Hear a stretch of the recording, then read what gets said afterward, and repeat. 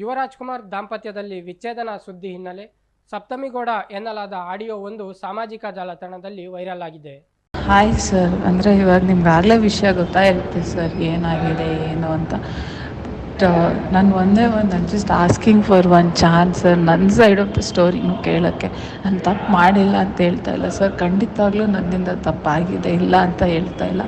But ಯಾವತ್ತೂ ನಾನು ಇದುವರೆಗೂ ಸರ್, ನಾನು ನಿಜವಾಗ್ಲೂ ನಮ್ಮ ಅಮ್ಮನ ಮೇಲೆ ಹಣೆ ಮಾಡಿ ಹೇಳ್ತೀನಿ, ಯಾಕಂದರೆ ಬಾಬನ ಮೇಲೂ ಹಣೆ ಮಾಡಿ ಹೇಳ್ತೀನಿ ಸರ್, ಯಾವತ್ತೂ ನಾನು ಗುರುಗೆ ನಿನ್ನ ಮದುವೆನ ಬಿಟ್ಬಿಟ್ಟು ನನ್ನ ಜೊತೆ ಬಂತು ಯಾವತ್ತೂ ಹೇಳಿಲ್ಲ.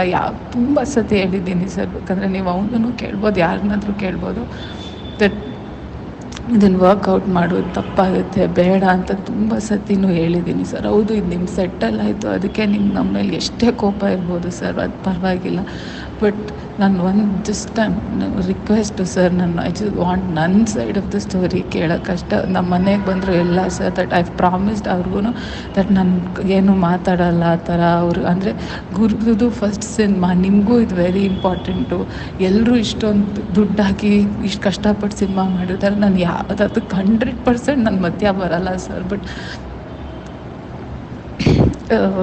ಐ ಜಸ್ಟ್ ವಾಂಟ್ ನಾನೇನು ಆ ಥರ ಮಾಡೋಕ್ಕೋಗಲ್ಲ, ಕಾಂಟ್ಯಾಕ್ಟ್ ಮಾಡಲ್ಲ, ಏನೂ ಮಾಡಲ್ಲ ಅಂತ ನಾನು ಹೇಳಿದ್ದೀನಿ ಸರ್. ಜಸ್ಟ್ ವಾಂಟ್ ನಿಮ್ಗೆ ಯಾವತ್ತಾದರೂ ನೀವು ಬೈತಿರೋ ಏನೋ sir, I will take it. But ನಿಮ್ಗೆ ಯಾವತ್ತಾದರೂ ಸಪ್ತಮಿ ಇಷ್ಟು ಕೆಟ್ಟವಳಾಗೋಕ್ಕೆ ಸಾಧ್ಯನಾ ಅಂತ ಯಾವತ್ತಾದರೂ ಒಂದು ಸತಿ ನಿಮ್ಗೆ ಅನಿಸಿದರೆ ಜಸ್ಟ್ ನಂಗೆ ಒಂದು ಚಾನ್ಸ್ ಬೇಕು ಸರ್, ಜಸ್ಟು ನಾನು ಹೇಳೋಕ್ಕೆ, just what my side of the story ಇತ್ತು ಅಂತ ಅಷ್ಟೇ sir.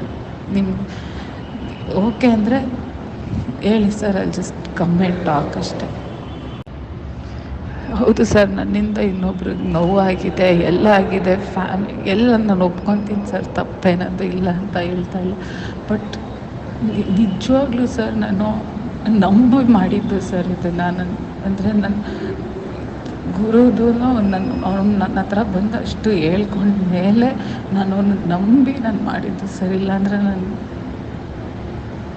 Sorry sir, just chance ಕೇಳ್ತೇನೆ ಅಷ್ಟೇ ಸರ್.